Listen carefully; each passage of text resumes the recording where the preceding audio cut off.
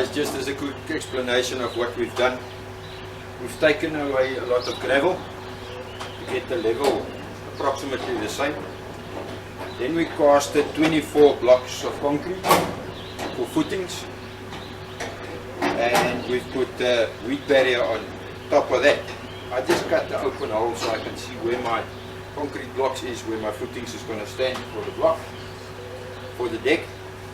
And now we're going to start putting the frame. So let's start doing some woodwork.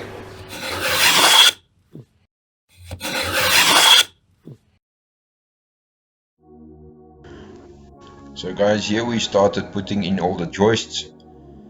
We used 38 by 114 pressure treated CCR pine, and we just put them with truss hangers on, nailing both sides, getting the first part of the frame done.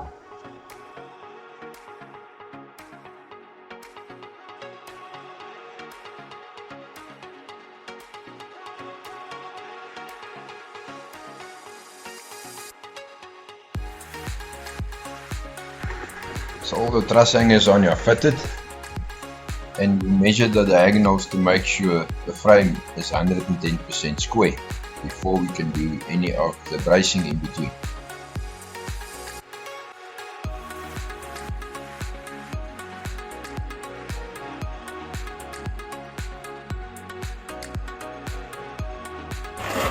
Guys, what you can see here is we're starting with the cross bracing to get this thing almost like a torsion box.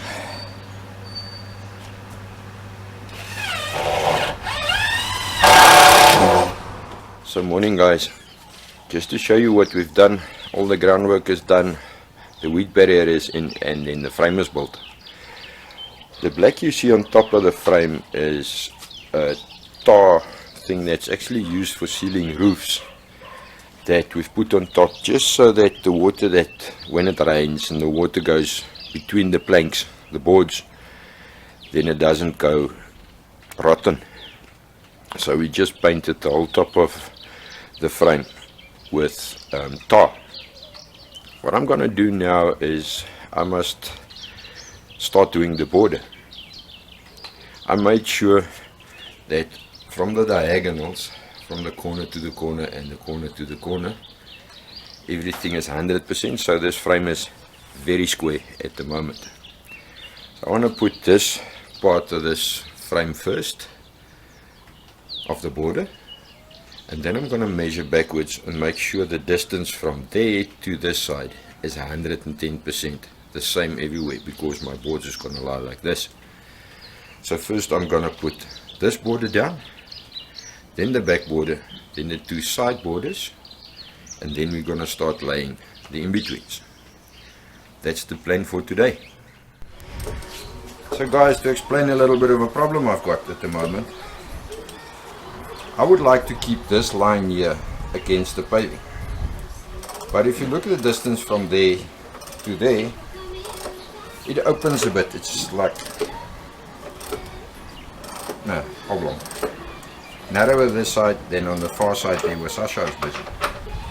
So I built the frame 100% square, and now I'm gonna do the decking also 100% square, which means I had to widen there on that edge. I had to add a piece of the base, so that the deck is now going to stand a bit like this, so there's going to be a gap on the end that side, because I want this thing square as possible.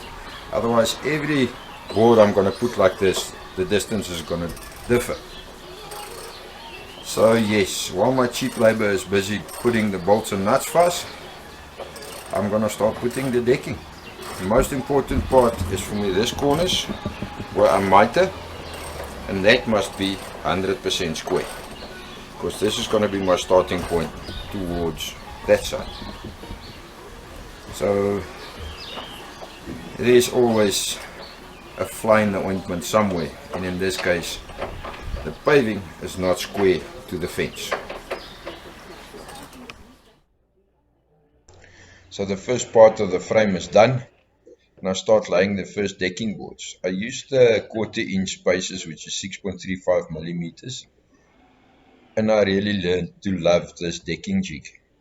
The correct decking jig is amazing. You can work up to the corners like you see there, and my spacing on my frames is 400 millimeters center to center. So first boards in, I cut about 3 or 4 boards, fix them, then take the next row.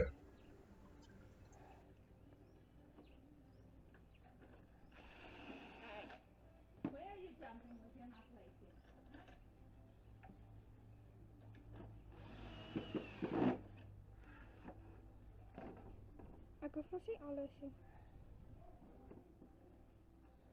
Daar. So while my wife is varnishing, Sasha is busy painting the fence, and me, I'm halfway with the deck. Almost there.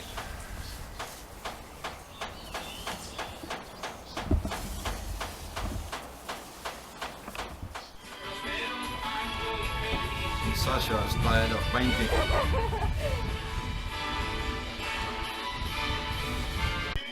And I'm getting so hot, I made a plan for some shade. Hi guys, just a quick break from the deck. We'll continue with that this afternoon. Quickly put the last few planks on, then I'll show you what that looks like. I just had a customer and he can't get this cut. It's an old chair. It looks to me like it used to be oak if I look on the end grains. And it wasn't a fire and it burned down, and it's got sentimental value for some person that passed away, I think. He tried to cut this out from plywood, which didn't work, and then he contacted me and asked me if I can do this, if I can just cut for him the legs and then maybe the seat and the brace. So I think the biggest mistake I can make now is just take this and trace it down on the material. He gave me some pine shelving to do this from, and I'm just going to take the measurements that I've got and redo it from the start. In other words, I've got the parts that's not burnt, so I know what the width in the bottom is, and I know what the width in the top is. That's 220 mil and that's 100 mil. So I'm going to make 2 new parts, just cut out the little fancy holes. Looks like keyholes that's in there. I don't know if you can see that. So then I'm going to drill with a Forstner bit, the 4 holes, and then I'm just going to cut with a scroll saw the little slots out. So that shouldn't be too difficult. I'm quickly going to set my table saw to 220 mil, cut myself 2 parts out, and then I will cut on a sled just the 2 angles. So let me cut that quickly and get this done. So I quickly cobbled together a sled. I'm just going to cut the angles like this.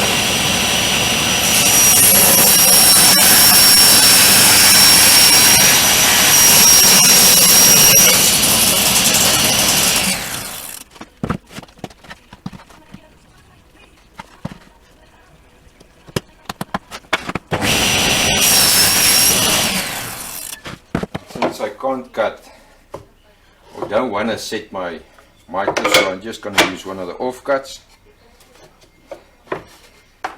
and cut this line quickly on top.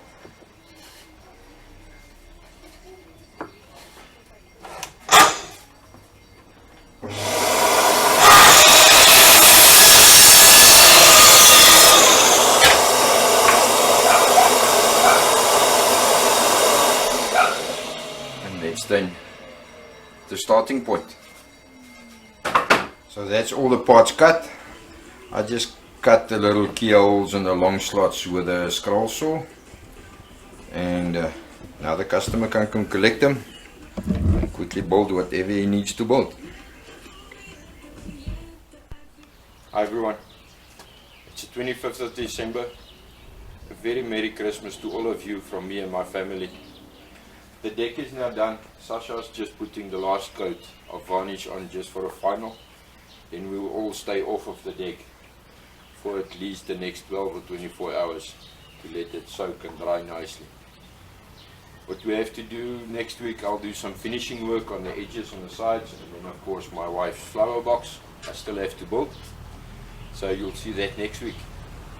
Once again, my friends, a very Merry Christmas.